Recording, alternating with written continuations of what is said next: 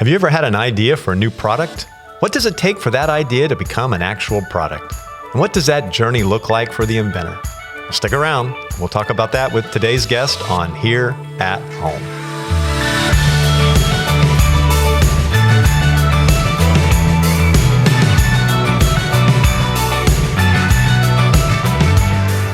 Welcome to the Here at Home podcast, a podcast about the people here at McGregor, their stories, their ministry, and their love for Jesus. My name is Pastor Mark, and I'm the host for the Here at Home podcast. And I'm excited about this episode for a couple of reasons. First of all, this is our first episode of season 2. So it's the premiere episode for season 2. And I'm also excited because we have a very special guest joining us today, Mr. Steve Enguita. So welcome, Steve. I am excited to be out on this show. I mean, Mark, I was telling you earlier that this is what I listen to. Awesome job. Great job. So should I say awesome job on this one? Good job. Thank you. I appreciate it very much. So you're a regular listener to the Here at Home podcast. Awesome. On my jogs. And you're on your jogs. I do put it at 1.5. You know, when you speed it up a little bit. What do we sound like? Do I talk like this? It's like, I'm like, oh yeah. So we're going to slow it down now. All right. A little. We can do that. Talk. So nice and slow. Man, I so appreciate you being a part of this today. And as we get started, before we kind of dive into the topic, let's let our listeners get to know you, because there's probably somebody listening. Steve, who? Tell us a little bit about yourself, your family, and I'll ask any follow-up questions as you go. All right. So I've been down here since 2001. I'm from Chicago originally. My dad moved down here first, and he tagged along, called me up one day. He says, he started a painting business, says, Steve, you want to come to Florida, help me with the painting business? And I said, sure. So why not? I mean, Chicago compared to Florida. So I was like, I'm on that plane, let's go. So I came down here and I met my bride. Probably 6 months into being down here. Wow. And then from that point, I was blessed to have I call her my daughter. She's my stepdaughter, but I consider my own Leora. She was very involved here at McGregor Baptist Church, went through all the youth and all that. Lenore and I got married in 2002, but so then I have Leora, she's 28 years old now. And surprisingly, I'm going to jump up and then go back down. I'm going to be a grandpa. What? I am. She's been married to Spencer for about 5 years. She's in Boston right now, and she's going to dental school. And I'm going to be grandpa. I'm going with the name Papa. Papa. I'm thinking Papa or Gramps, something like that. Big Papa? Yeah, big. I don't know about Big Papa, but yeah, maybe Big Papa. Then I have 2 boys, Chase and Quinn, and they are all out boys. They are just keep you on your toes, huh? Yeah, they do. They keep me on my toes. They're good kids, though. Yeah. So my dad started and my stepmom started a painting business back in 2001, and I was working with them for several years with the business, and a lot of people were asking my dad about real estate down here, and also people that were on the job, our clients that we were painting for. So my dad says, well, I think I'm going to get into real estate. And at that time, I was blessed to take over the painting business in 2006 and take it to, more of a, there's custom painting and then there's production painting, more of a custom paint process that we go for people. So, right. But McGregor was actually the second church that I attended down here in Fort Myers. I went to Daniel's Baptist Church, and then my dad and Kathy switched over to here probably a month after that. And then I came here, and it's been my only church since. That's awesome. Yeah. Tell us about some of the things you've done here in areas of service here at McGregor. Well, I started off as the Buggy Bargade. That was when you push the little red trolley around for your kids, and I had a joy with that. Those kids were awesome. So I started off with the Buggy Bargade and pushing them around. I did 2 trips. So I would go all the way around the premises of the church, and I would stop by the fish. I'd show the kids the fish. Got to stop by the fish. Got to stop by the fish, and I'd come back. And then shortly after that, I got Carrie invited me out. We went on a mission trip together, and he said shortly after that, why don't you help me start teaching or be a part of a class and lead a group? And then so I started helping leading a group, and then a couple weeks into it, he's like, hey, I need you to teach tomorrow or something like that, or maybe it was a week's notice. And I said, I have a fear of talking in front of people. I can't talk in front of people. He's like, I need you. So I worked alongside Kerry in his class with college and career for about 10 years. I was involved with him. And then shortly after that, part of the reason I went to college and career, because our daughter, Leora, she was going into that phase. Right. So we were going to try to be as involved with that. And then after that 10 years, our middle son, Chase, was going into middle school in 6th grade. So I wanted to be fair and try to give each their time with daddy, you know? So I did 2 years with 6th and 7th grade alongside Christian Miller. Executive producer of the Here at Home podcast. Big time, baby. Yeah. So then we did that for 2 years with Chase, and then we went 2 years with Quinn, 6th and 7th. And this past August, we were back into a Bible Adult life group. life group. Yeah. So you've been doing a lot. You're also currently serving as a deacon here, correct? I am. Yeah. It's something that when you hear that, deacon, that the word sounds a little intimidating. Deacon Steve. But when you think about it, Kerry put it in me in one sense. It's an act of service, going out and serve. That's your primary service. Then I'm like, I can do that, you know. So to be able to tie that with that, I'm like, I like to serve. I can do that. Absolutely. Yeah. So, yeah, but very much a servant's heart. Going back to the painting business, I know that you also have some giftedness in the area of making paintings that you've had a chance, and maybe some people that don't know your name have seen you do that. Share a little bit about how that even came about, and I'm talking about your portraits of Christ. It was when worship art. It's the worship art. So you basically you got a canvas, probably 5 by 5, square feet, and you just during a song you start putting a paint on the canvas, and 5 minutes later you got a painting. You flip it up right side up, and bam, you got an image. So I was watching these YouTube videos back in the day, I don't know, 2007, Rob Flint, earlier in that stage. And I was watching this stuff on YouTube, and I was like, wow, this is cool. And I was already a painter, and my background is I was an art major, but I was a sculptor. So painting and sculpting are two different things. Yes. So I just, for myself, I wanted to just start learning this, So I started my very first one. I did, and I got it somewhere. I did the image in like maybe 15 minutes, and I stepped back and I looked at it. It looked like a caveman. It was horrible. And I says, man, this is going to take some time. You got to start somewhere, right? Yeah. So, but what you realize is that when I go up there on stage, what people see is boom, boom, boom, 5 minutes, it's up. Yeah. But it takes a lot of time, a lot of practices. You listen to the music, at what point, the key, where you need to be, and where the brush strokes are. I timed where my brush strokes need to go. I knew every movement before. To the music. Yeah, because you got to get it done at the exact time. If not, if that song's down and people are just sitting there and there's no music. Anticlimactic. Yeah. or somebody in the background, like Rob Flint's like, keep the music going for another 10 minutes.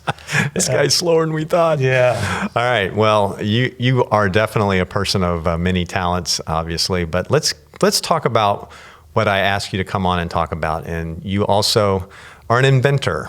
And I don't know if you like to have that title, but that truly is what you are. And I mentioned in the opening about, how does an idea actually become a product? Well, that's been your life now for a long time, and taking an idea or ideas and creating products. So did you, growing up as a kid, were you always thinking of ideas, that kind of was how you were wired? Or is this something more recent as an adult? You know where it comes down to? No. Legos. Legos. I loved Legos as a kid. And so did I. I would always, and I had two brothers, and you would read the directions and go through everything as you can. And then, here comes Big Brother. Now you got all these pieces all over the place, and it's like, and then you try, recreating something else. So I believe a lot of it came down to, my childhood with just like to tinker with things, putting things together, seeing how things worked. So that's where a lot of it drew my interest, I guess you would say. Art was in school. I was not good in school. So if I had like English or whatever it was, a D, or I hate to say it, F's. Art was my A. So that brought me my middle ground. Kept you in school. That kept me my GPA up. So art was always something I could connect with people, or do well. So, well, let's talk about this specific idea that you had. I guess now it's been like 2012 is 20. When. So it is 10 years ago. So roughly 10 years ago. So talk to us first about how the idea got into your head. Okay. And then we'll kind of go from there. But I'm very curious to see, how did, as an inventor, as someone that actually has products that people can go and buy, how did that idea come about? Yeah. So I get a lot of calls from people, or not calls, or emails, sometimes calls from painters or other people saying, hey, how do I get to point A to point B? And for me personally, the first two things that I did was pick up two books.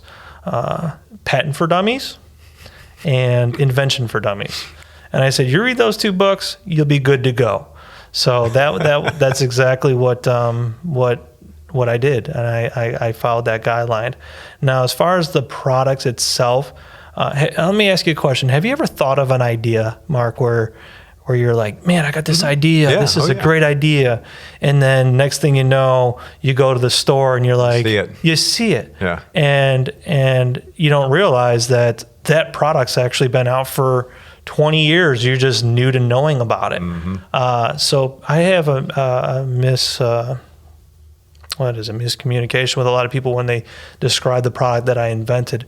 I thought I had something where it was a paint bucket on wheels or a tray on wheels, but they had patents on those products for years and years, and painters have been using mop buckets since 1950. So there was never to be an invention as far as a paint bucket on wheels or a paint tray on wheels.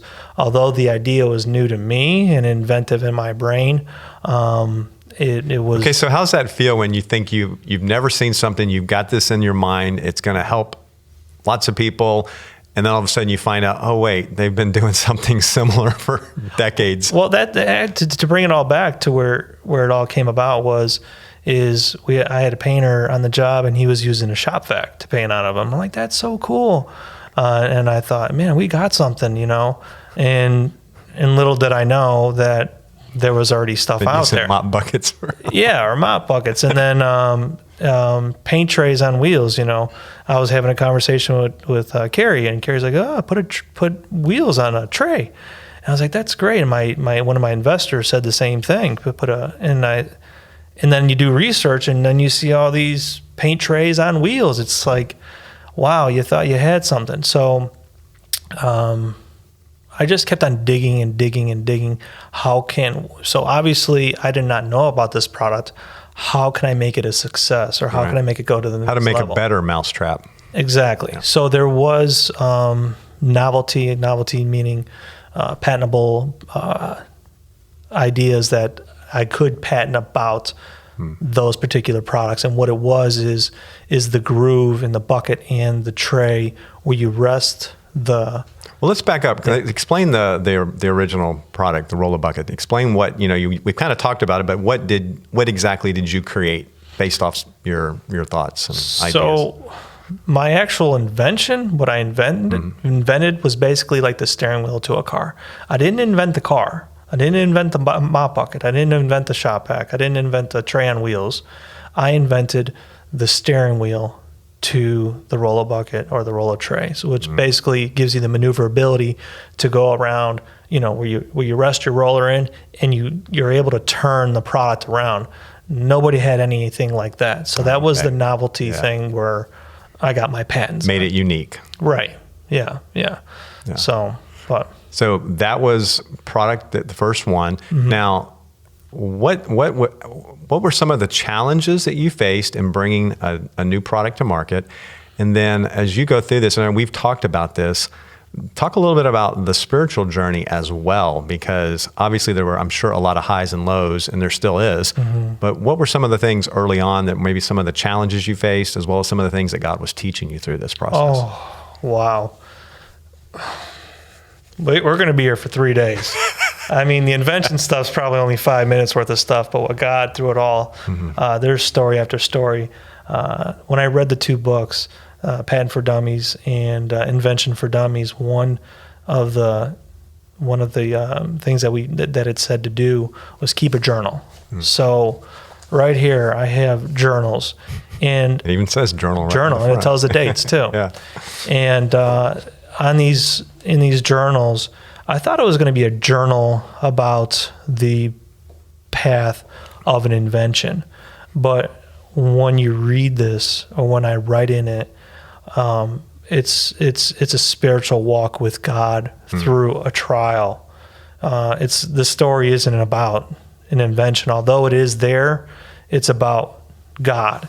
And I thought to myself, wow, what a great thing to have for my kids down the road. And I don't know what's going to happen with the company name is Zorcorp, by the way. I don't know what's going to happen down the road with the company itself. If it's going to plunk it or whatever it may be. But I do know that hopefully that this story lives on for my kids to see the trial that God was through there. So the first thing, the get-go, was making it from trying to back. So I'm thinking if somebody's got an idea out there one of our listeners, what do they need to do? Obviously, those 2 books I said are very important. And the first thing that I did was contact a patent attorney. So now, as a painting contractor, I'm on a budget. I'm on a tight budget. I don't have money to just be, let's get an attorney. Let's get a CAD design. Which is where most people would find themselves, right? Right. So for myself, I had to do a lot of it on my own. And for instance, so when I went to the patent attorney, I gave him what I was saying, and he says, well, what you have, this is what you got, here's your price. And if you want to know cost, I don't know what it is today. Well, probably it'll be close to this. Is about 10 years ago. He said between $10,000 and $15,000 for a patent. Wow. And I'm thinking, gosh, Lenore, my wife, Lenore, I'm like, she's going to have a heart attack. So I'm thinking, how can I make this work? So that was my first thing. I contacted him, and then it also said you needed investors. But before you need an investor, you needed to get a prototype as well too, something to show them on paper. So I needed a prototype. I needed investors. I needed to get a patent. But there was this process of which one do I do first? I need money for the patent attorney, but technically you're not supposed to share ideas with people because they could run to the patent office first. And now in the patent office, it's not who comes up with the idea first, it's the first to file. Yeah. So it's kind of like you're playing all these mind games, like what do I do first? So during that, I'm trying to put it in 2 years, a nutshell of how it kind of came about. So really, for 2 years, you were involved in either the getting that patent process, the investors, or the prototype part. That was the first 2 years. Yeah. And I thought things were going to go a lot faster. Yeah. So the patent attorney, I was able to find somebody to do it within budget. The person that was not actually a patent attorney, he was a patent assistant. His dad was a patent attorney.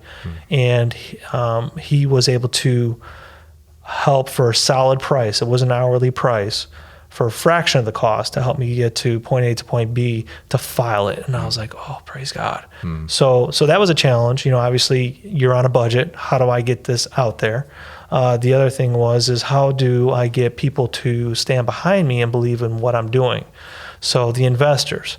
And I approached a couple people, and obviously I was very fortunate to have my father, my dad, and another gentleman by the name of Dallas Johnson that believed in not only the product, but they said they invested in myself too. The drive. You're not just investing in a product, you're investing in the person. I'm not trying to put myself in any pedestal, but I just wanted it really, really bad. Yeah. So they believed in the idea, they believed in the process, and we were able to work up a contract and work together with that.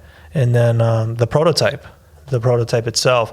Now, actually, before I got the investors, before I had my dad and Dallas involved, I had to get the prototype to show them something. So I was searching all over, and I'm hearing people saying, "Oh, it's $10,000 for a prototype. It's $5,000." My head is just going, I can't do this. And during those struggles, when you said how to draw me closer to God, it was through those struggles that when you have nothing else to hold on to, when you don't have an idea where you're going next or what step you're going to take, what do you fall back on? What is your go-to? And it was God. It was God all the time. And this podcast, as we're talking about this, I don't know if it's going to be a podcast about success with business, but what God could do through you, through your storms in your life, whatever it may fall down to. So anyways, about the prototype, I had to get a CAD drawing. And as I told you earlier about my education, my lack of, art was one thing, but math, it was in college. I failed pre-algebra. How do you fail pre-algebra in college? So math is not your strong suit. It was not. And so what I had to do with, if anybody knows anything about CAD, it's all about mathematics. You got to have this kind of degree, calculus background, and you could hire somebody to do the design on the computer for you, but it was thousands of dollars. And yet, not only that, when you call somebody to do a job for you, they'll if you say you're an inventor, they kind of think you have like a wacko, you're like, here's another one. Will I ever get paid? Yes, exactly. So I had my buddy, he says, it's called SolidWorks. He goes, I got the SolidWorks system, here it is. Try messing with it and you put it together. And I'm thinking, I can't do this. Is there math involved? So I looked at, I just did a lot of the tutorials on the program, and I finally got what I thought would work. I mean, I worked late at night up until sun was almost coming up, and I worked, I think it was 13 days straight on building this product on learning how to use CAD while building the product. Exactly. In CAD. So I go back to my buddy and I says, "Hey, I almost got it, but I don't know how to do one certain thing. Can you help me out here?" And he goes, "Well, call so-and-so. Maybe they can help you." So I did. And he's looking at it. And I never met the guy, but I called him on the phone. He saw the program. And he goes, "This is the worst design I've ever seen in my life."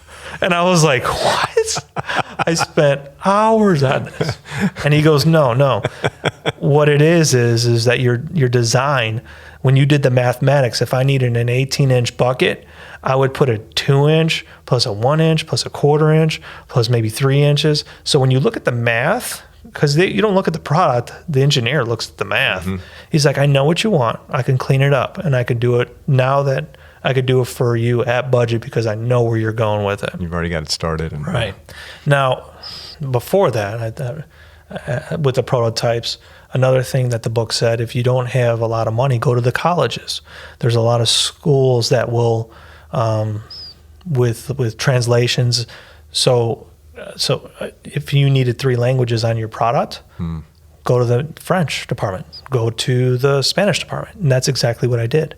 I went to FGCU, and that was the same thing with SolidWorks. But to back up, before I got to that point with me doing it myself, I actually contacted somebody at FGCU to do my design. So if somebody's out there with an idea, they do have a program over there at FGCU where you could pay a student to do it.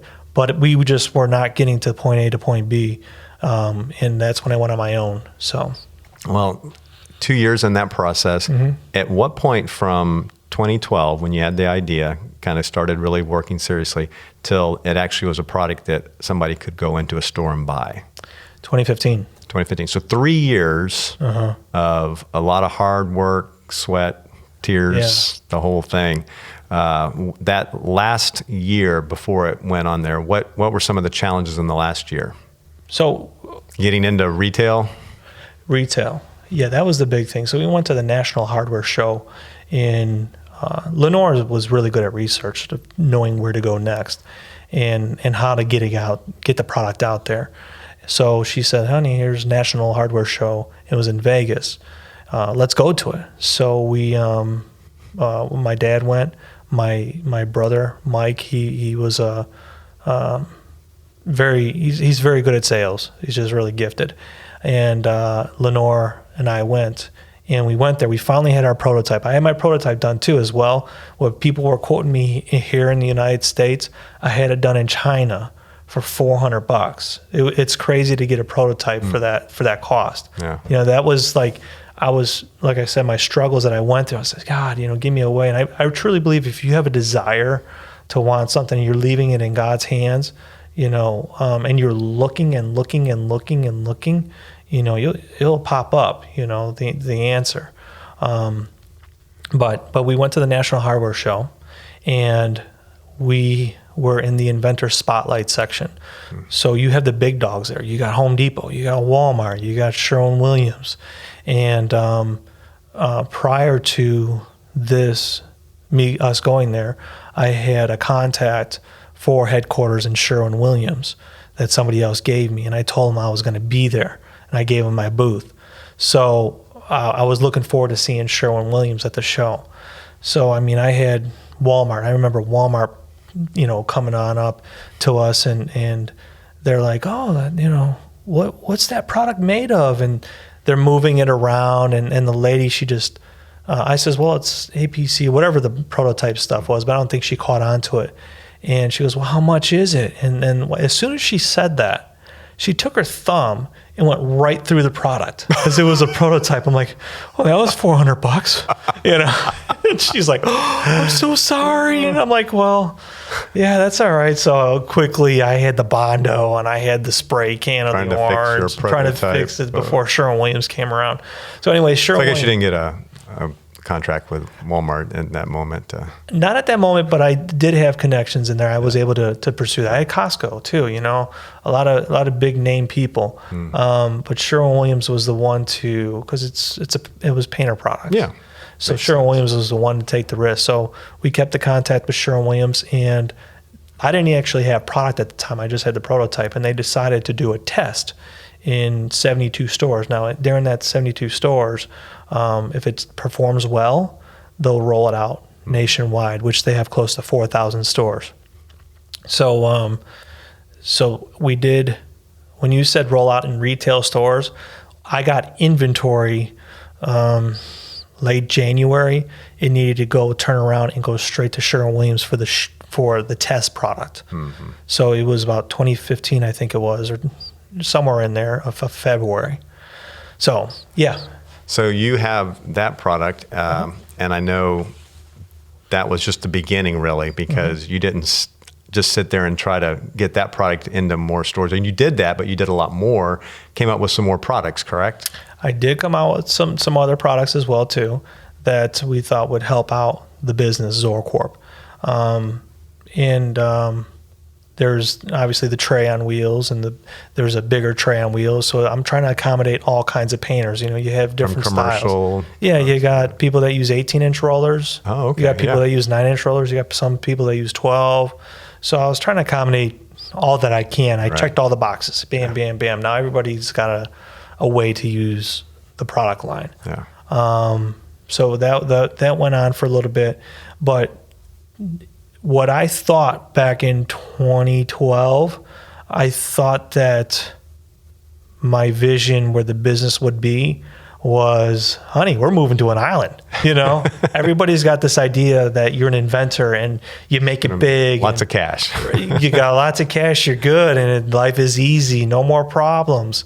And that is not the case, Mark Bricker. Yeah, no, I know. I know you had to hustle a lot just to get product in stores and retail. And that probably, once you had a product, that really became a full-time job almost, right? A lot of hours spent. I was, at the time, I was still physically on the job painting. Mm-hmm. So a lot of my stuff dealing with China, they are obviously right about 24 hours difference. So if I'm dealing at nighttime. So if it's 10 o'clock at night or 12 o'clock at night, it's still around noon o'clock there, noon o'clock, I know Matt. So I was working late nights, trying to coordinate that and doing the painting business, waking up and doing that as well too. So, and tough season in your life.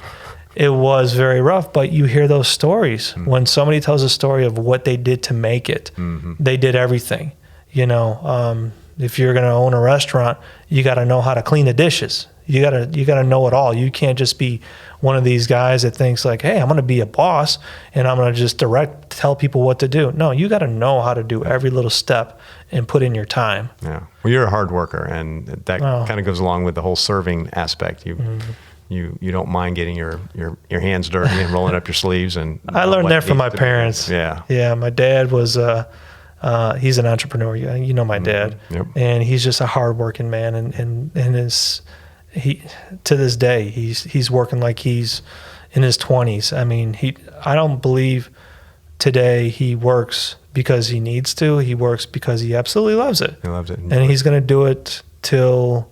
Until something forces him. And my mom, my parents were my grandparents were truck drivers. So, yeah.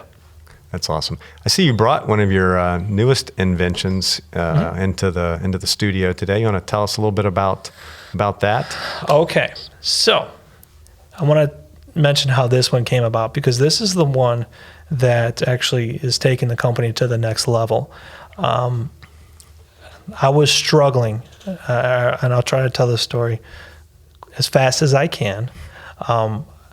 We were struggling with Zorcorp. The product was not selling. The roller buckets, the roller trays were not selling as well as I imagined. We had overstocked product from China. We're getting our buckets made here locally in Fort Myers, but at the time it was in Chicago.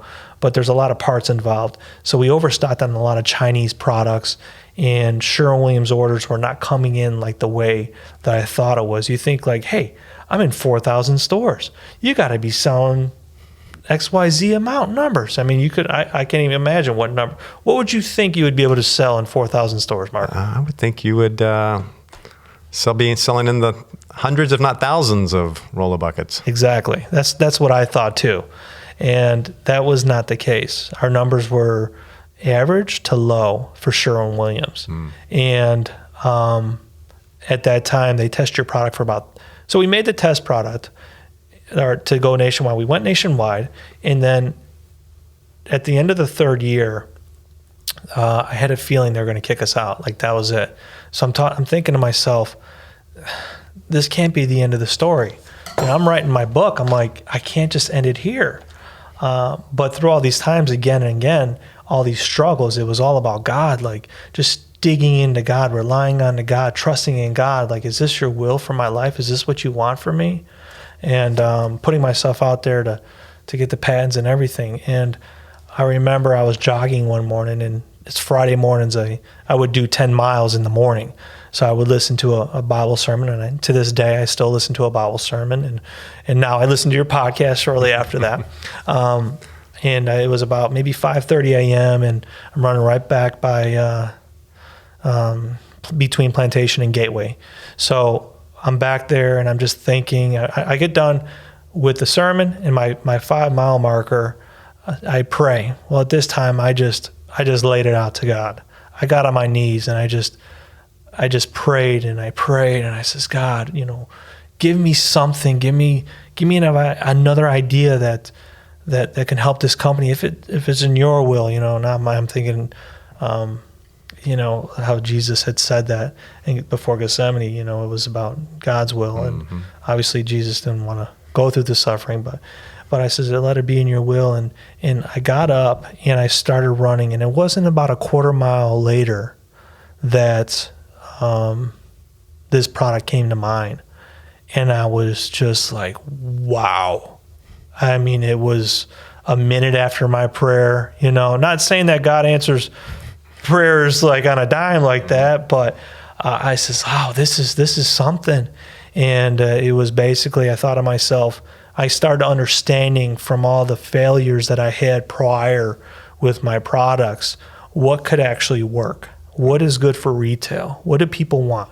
So you learn from your mistakes. Exactly. And I made many of those. I had, I don't know how many, if I made 100 mistakes, I had one success, So I learned from all those. And some of it was package size. So when you look at a real estate on a store shelf, you may see in your cash register a jar of gummy bears or something like that, or Fireballs, and they're a quarter each. And all you see as a consumer is a quarter each. But as a retailer, they look at this space that's pretty small, and they say, well, gosh, I got 100 of them in there, Look at my math. That's $25 right there if I sell that. Is that right? Am I right? So I saw real estate. So I needed something small. Right. And this product right here, in a sense, came out. Now, ignore my nails. I've been working in the yards trying to get everything going.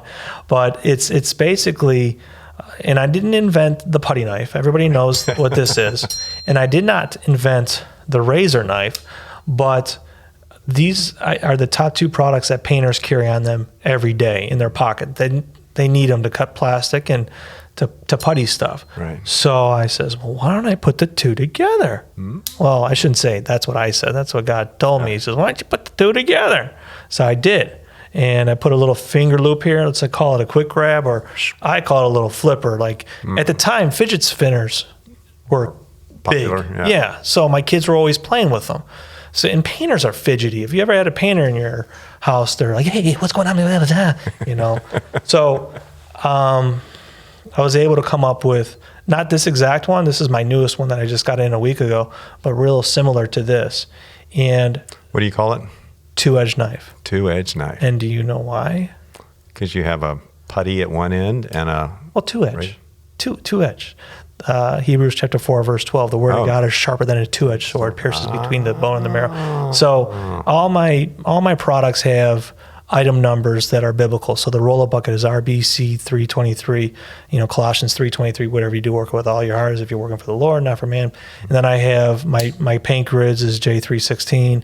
And then I got, Philippians 4:11 to be content. Everybody gets the 4:13 and thinking about all the success, but they're not thinking about the content. Yeah. Well, I think God's really worked on me with the Philippians 4:11 the most, of being content with where God's got you. Which is the context for 4:13 as well. So yeah, and people, so I'm like, I'm going to name it two-edged knife because it's got two edges, and my product numbers is H412. So how long has this product been on the market? Now that was in 2017 when things were falling apart, and I got the call from Sherwin-Williams.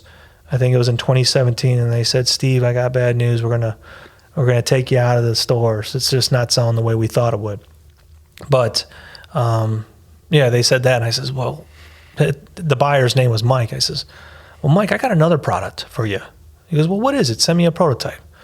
And so I sent it off to him. And now this process, what I told you to get to point A to point B, took me 3 years. Right. Took me 12 months. I got the prototype. I got the getting a little more efficient. Oh, it was a lot easier. And luckily, the people that God put in place in my life that I ran across through this process, I was just able to connect. My neighbor was, where my office is in Gateway, was a manufacturer, and there are very few manufacturers. So he was able to help me tremendously with a lot of stuff. So it went in the test stores in 2018, I believe, and we were up against 3M. Are you familiar with 3M? We went up against 3M. We were up. We had about 30 items test in Sherwin-Williams, and you think of these big names, Purdy. I don't know if you know Purdy brushes. Yep. Oh yeah. 3M. I'm sure Scotch tape. You got these big people, these big names out there, and I'm going against these. I kind of feel like this David and Goliath kind of thing going on here, and our sales were number one. So 3M was behind us, but we were 50% ahead of them. Oh, wow. We were double their sales, and they were in second place. And I just says, wow, look at God working. And this is with the 2-edge. This is the 2-edge. Now, the 2-edge was a 5-in-1. I don't know if you know what a 5-in-1 is. It's a different shape. Yes. Let me ask you a question. This is just that little half circle. I always use it for my rollers to kind of screw. Is that what that's for? Get the paint out of it when you're cleaning it? That's exactly what it is. Yeah, it's for that. Yeah. So the product went well, and they I have a little history painting. Did I ever tell you? You do? No. Yeah, when I was in seminary, that was a part-time job I had that I painted houses. Really? Yeah. We are hiring just in between season 2 and 3 if you got any time. Yeah. So we. So that was the first version that was more like that was the first one. Yes. 5-in-1. Yeah, and it performed really well. And honestly, if it had not been for that, I believe the doors would have been closed for Zorcorp, the company. And then I started getting requests from other painters saying, hey, can you make it a flex blade? Now, flex means bendable. Right. See how that bends? The one that I have is stiff. And it's but a different 5-in-1, shape. you want it to be stiff. Right, yeah. So I says, well, so now you have 2 2-in-1s. No, or you discontinue the 4 of them. 4 of them. Oh, so I made different sizes. So I got the original, and then and actually, who's helped me with a lot of design is Tyler Small. Tyler Small. Absolutely. He's done a lot of the marketing, putting the packaging cool. and stuff together. Then I have the 1-inch. This is an 1.25 inch. I have a 2-inch and a 4-inch. So I presented this particular one to Sherwin-Williams again to see if they wanted to test it in their program. And, well, actually, I gave them all 3 of them, the new ones. And they said, yeah, we want to test it. So I just got product in. And when I'm saying when God works things out, if he wants it to happen, he'll make it happen. They wanted to test it, and I needed to get it to their facilities by February 4th. So this is just a recent thing here. And in China, there's new restrictions on what you can ship. And one thing that they cannot ship is knives, blades. So they could send this, but they can't send the blade. So I tried. China's telling me, we can't ship it. And I'm thinking, these got to be rolled out in those test stores. It was due February 10th, I believe it was, and it's going to go into the 72 stores, I think March 3rd, whatever it may be. I'm like, how can I get this? So I'm contacting all these people. And I finally contacted one other person, and everybody's telling me, no. And then I finally call headquarters, and I says, can you write me an email or CC me an email? Because what they thought this was a weapon. I guess it kind of you could think, like when you say knife, they think knife, but it's for plastic. So headquarters was kind enough to write an email saying, look, this is a paint product. We need it for our paint stores, and we're doing it in a test. And the email came from headquarters. And the next day was, okay, we'll ship it out. Oh, awesome. So it arrived, actually not even to me. It went to Chicago. And from there, somebody broke it down and shipped it all to the DCs, the distribution centers. And then I got this particular one, a week ago. It was in my hands. It's hot off the manufacturing press.